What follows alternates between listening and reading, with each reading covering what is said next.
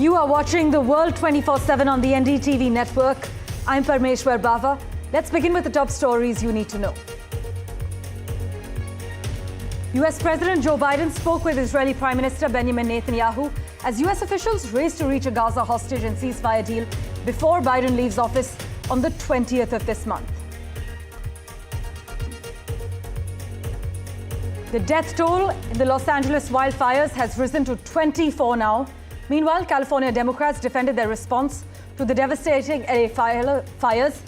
Donald Trump suggested local officials were incompetent, while the state's Democratic Governor Gavin Newsom decried what he called the hurricane-force winds of false information, but the still burning fires have killed at least 24 people so far. Two Ukrainian nationals, including a woman, have been identified as the masterminds of the Ponzi scam that has duped hundreds in Mumbai after promising them big returns on their investment. Fresh US sanctions on Moscow's oil sector will severely curb Russian fossil fuel exports to India and China, analysts argue. Beijing and New Delhi became the largest buyers of Russian crude after the European Union pulled back following the invasion of Ukraine.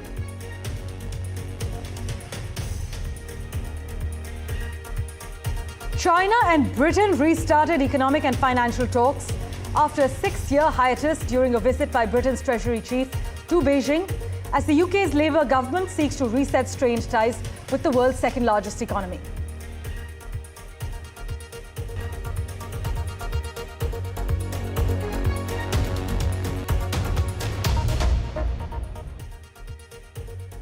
Well, our big focus. For the first time since October last year, Israeli Prime Minister Mr. Netanyahu and US President Joe Biden have actually spoken over the phone.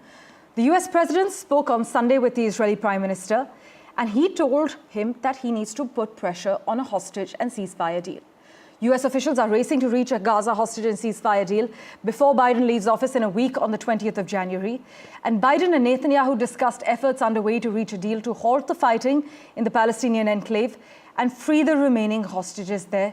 This is as per the White House official statement. So the US is pushing to reach an agreement before Donald Trump's inauguration, but division over Israel's future presence in Gaza threatens to once again derail these negotiations. Being very close still means very far. We are far. This is what Jake Sullivan has said, the US National Security Advisor. And if the negotiations fail, Israel, perhaps anticipating less resistance from Trump's administration, is expected to ramp up pressure on Hamas, including possibly further restricting aid to Gaza. And as you know, and as you're probably well aware, as we've covered, Trump has previously warned that all hell will break out if Hamas doesn't free hostages by the 20th of January without specifying what that would mean.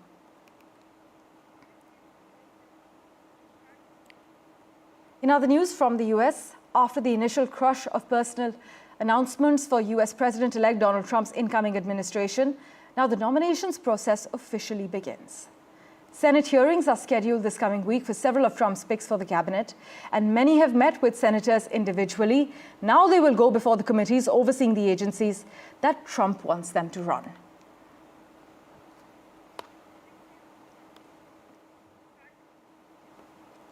By the way, from world leaders to tech giants to business tycoons, the who's who across the globe is hoping for a pass to the January 20 event at the Capitol building in Washington, D.C., in which Donald Trump will be sworn in as the 47th President of the United States. Vice President J.D. Vance will take the oath at the same ceremony, and invites have gone out to major world powers and the U.S.'s key allies, including India. External Affairs Minister Dr. S. Jaishankar will represent India at this event, but there is no clarity yet on the people Dr. Jaishankar will be meeting during his trip. But New Delhi will look to ensure that the change of guard in the US adds momentum to the bilateral ties that have grown over the past several years. The incoming US president, meanwhile, has sent personal invites to some leaders, including Chinese President Xi Jinping. Now, this is significant because it's against the backdrop of the geopolitical rivalry between Washington, D.C. and Beijing. In fact, some reports state that El Salvador's president, the Italian Prime Minister Giorgia Meloni, and Argentinian President Javier Milei have also been invited by Team Trump. Here are the details. Trump has left the building. We can now project the winner of the presidential race. Donald Trump wins the presidency. What started off as unlikely, impossible, is now reality.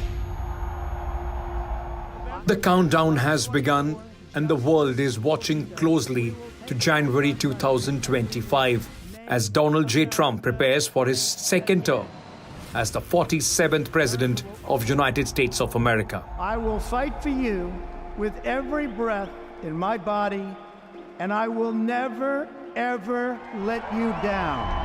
While the attention is focused on the ceremony itself, it's the guest list that's truly capturing global interest. From India to Europe and across South America, the leaders who will attend reveal much about the political alliances and tensions that will shape the next chapter of international diplomacy. We will not fail. India and United States have strengthened their strategic partnership in the recent years. Prime Minister Modi's warm relationship with Donald J. Trump has been a driving force behind this close bond. From joint initiatives in the Indo-Pacific to shared economic goals, the two leaders have often found common ground. As Trump begins his second term, India's commitment to deepening these ties is clear. With External Affairs Minister S. Jaishankar representing India at the inauguration, signaling a continued focus on strengthening US-India relationship. America के साथ हमारे बड़े गहने और घनिष्ठ रिश्ते हैं। हमारी एक स्ट्रेटेजिक पार्टनरशिप है। पिछले कई सालों में और दशकों में ये इस रिश्ते में बहुत मजबूती आई है और नए आने वाले सरकार, ट्रंप सरकार के साथ के एडमिशन के साथ भी हम लोग मजबूती से काम करना चाहेंगे। इसके अलावे मेरे पास आपको पता होगा कि अभी विदेश मंत्री और हमारे फॉरेन सेक्रेटरी भी वहाँ का दौरा करके आए हैं, जिसका हम लोगों ने आपको इसके बारे में बताया भी है मीडिया के माध्यम से। तो हम आने वाले दिनों में इस रिश्ते को और प्रगाढ़ और मजबूत करना चाहेंगे। Trump's inauguration will showcase populist and right-wing leaders all sharing common ground with his America First vision. From South American region, Javier Milei, Argentina's new president, will attend Trump's inauguration reflecting shared populist and free market ideals. Even Nayib Bukele, the president of El Salvador, will be in attendance. Italy's far-right Prime Minister Giorgia Meloni is expected to attend Trump's inauguration, aligning with his nationalist and conservative views on issues like immigration and sovereignty. In addition to world leaders, major corporations will also play a key role in supporting Trump's inauguration. Several prominent companies, especially in tech, aerospace, and media, have committed significant donations to back the occasion. Boeing, one of America's largest aerospace companies, has committed $1 million, while Google has also pledged $1 million and will also stream the event live on YouTube, making the inauguration accessible to global audience. Meta under CEO Mark Zuckerberg has donated $1 million, continuing its involvement with US presidential events. Trump's second inauguration will be a global moment, reflecting shifts in diplomacy, populism, and corporate power. With corporate backing and global leaders watching, it promises to shape US politics and international relations. With Mohammad Ghazali, Bureau Report, NDTV. And let's get you the latest from LA now. Fires ripping through the Los Angeles area have killed at least 24 people, displaced thousands of others, and destroyed more than 12,000 structures while burning through an area that's larger than the city of San Francisco. Life-threatening winds and dangerously low humidity are forecast for much of Southern California, officials have warned, adding that the winds will cause increased fire activity. Now, in terms of the fires that continue to rage, firefighters have made progress on several fires in California, with the Kenneth fire, which burned just over 1,000 acres, brought under control early on Sunday. The Hearst fire, which has destroyed 799 acres, is 89% contained, but the unofficial death toll from the fires remains at least 24, although officials acknowledge it is certain to rise. By the way, at least 20 arrests have been made for looting. Among them were 2 burglars who posed as firefighters when entering houses, according to the latest information that the police has shared. Well, in other news, 2 Ukrainian nationals, including a woman, have been identified as the masterminds of the Ponzi scam that has duped hundreds in Mumbai after promising them big returns on their investment. The Economic Offences Wing of the Mumbai Police, which is investigating the Taurus jewelry scam, has zeroed in on the role of Ukrainian nationals Artem and Olena Stoyan and is trying to track them down now. According to police sources, the two played a key role in conspiring how people can be lured with huge returns on their investments in gemstones, gold, as well as silver.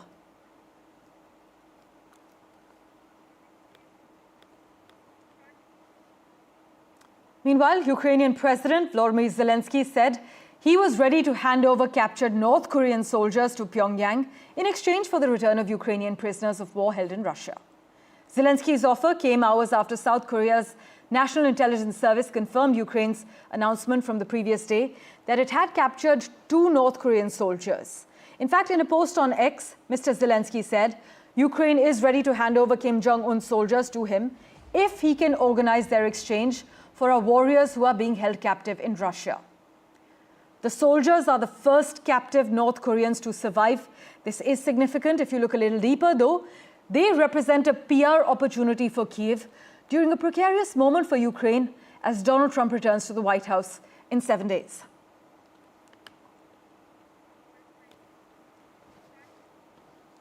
Well, in other crucial news, oil extended gains to hit the highest in more than 4 months as a fresh wave of US sanctions against Russia's energy industry threatened to crimp supplies in an already tightening global market. Global benchmark Brent advanced above $81 a barrel after surging almost 4% in the previous session, and West Texas Intermediate was near $78. The United States has imposed its most aggressive and ambitious sanctions yet on Russia's oil industry on Friday, targeting 2 large exporters, insurance companies, and more than 150 tankers. Now, these fresh US sanctions on Moscow's oil sector will severely curb Russian fossil fuel exports to India and China, analysts have argued. Beijing and New Delhi became the largest buyers of Russian crude after the European Union pulled back following the invasion of Ukraine. But the new sanctions, Washington's toughest yet, as I just mentioned, will likely force India and China to look to West Asia, Africa, and the Americas for alternatives.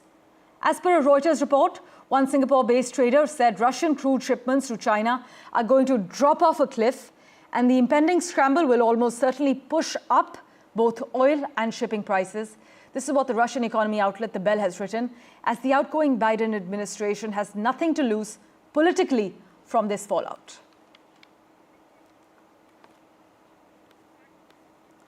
With that, let's get you an update from the neighborhood. Bangladesh's foreign ministry summoned Indian High Commissioner Pranay Verma over the border fencing dispute. This development came hours after Dhaka alleged that India was trying to construct fences at 5 locations along the Indo-Bangla border in violation of a bilateral agreement. But Mr. Verma was actually seen entering the ministry around 3 p.m. in the afternoon, and his meeting with Foreign Secretary Jashimuddin lasted approximately 45 minutes. For further clarity from Dhaka, we have with us at the moment Mohammad Kamruzaman. Thanks so much for joining us as always. Now, how serious is this current situation in your view? And do you think this marks a significant shift in the relationship between both our countries? Thank you very much for having me, and good morning. Actually, Bangladesh and India, you know that both countries share more than 4,000 land borders. So this is one of the longest land boundaries between 2 countries across the world.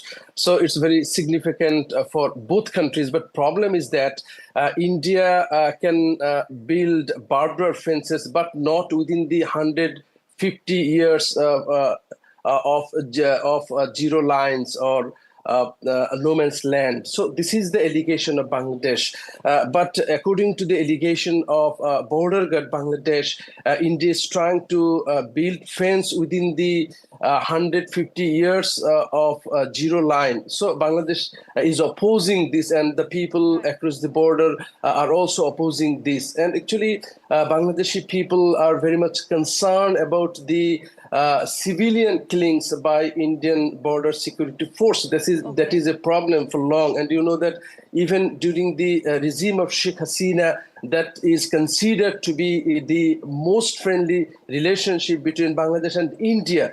During Sheikh Hasina regime, even nearly 600 people, though India is claiming that they are trying to halt smuggling or illegal trading, but so many people, those who were killed by BSF, there are unarmed civilians, even children like Fulani.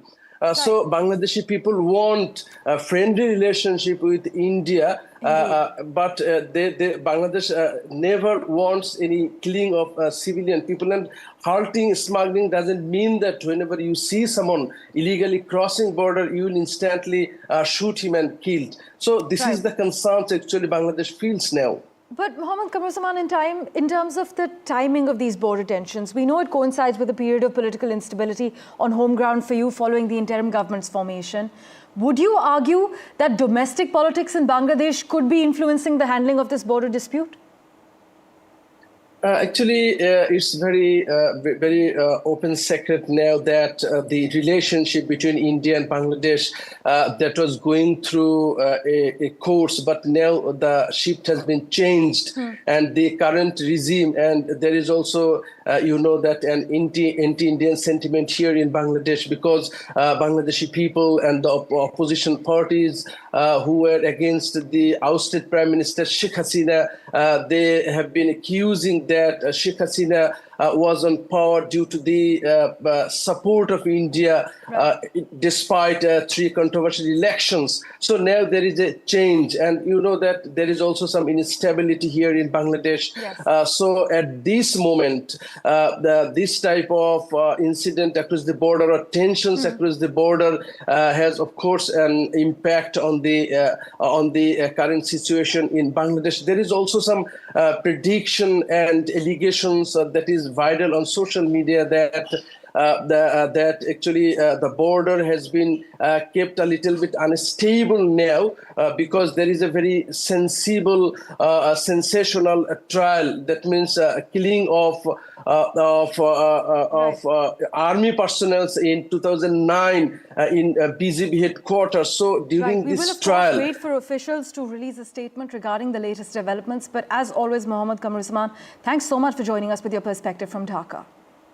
You're most welcome. In other news, External Affairs Minister Dr. Jaishankar will visit Spain on the 13th and 14th to review bilateral ties and discuss regional and global issues. This is what the Foreign Ministry has said in its latest update.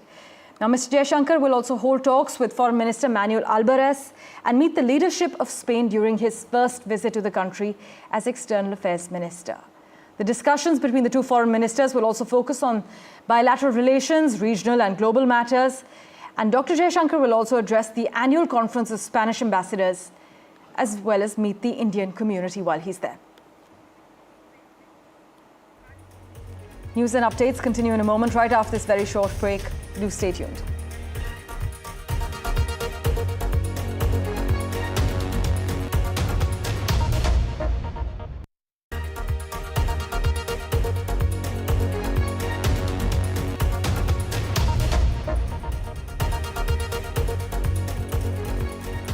Welcome back. Chinese health officials are claiming that the rate of infections with the flu-like HMPV in northern China is declining. The news comes amid some international concern over a potential pandemic, but concerns resurfaced in recent days over a surge in HMPV infections in northern China after images and videos circulated online of hospitals overrun as well as masked patients. Now, the World Health Organization said it has not received reports of unusual outbreaks in China or elsewhere. But experts say HMPV is unlike COVID-19. It has been around for decades and there is some built-in immunity to it. Most children are infected with the virus by the age of 5, is what experts say. However, you must note that there are no vaccines or drugs available specifically for HMPV.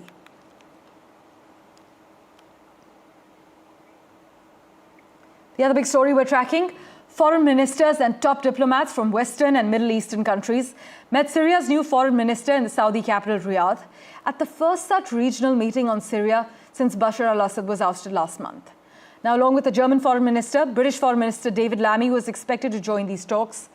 But I can inform you that foreign ministers from Saudi Arabia, Egypt, the United Arab Emirates, Qatar, Bahrain, Iraq, Jordan, Lebanon, and Turkey were all in Riyadh for Sunday's meeting, plus envoys from the European Union and the United States.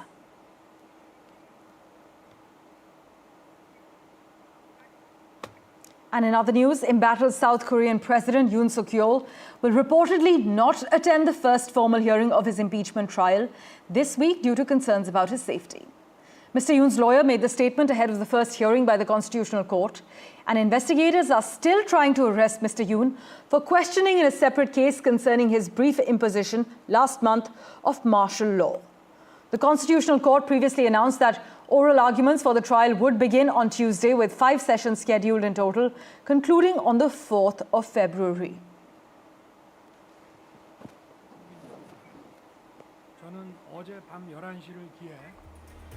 Thank you for investing your time in watching this edition of The World 24/7. As always, we'll keep tracking the latest updates for you. Do stay tuned.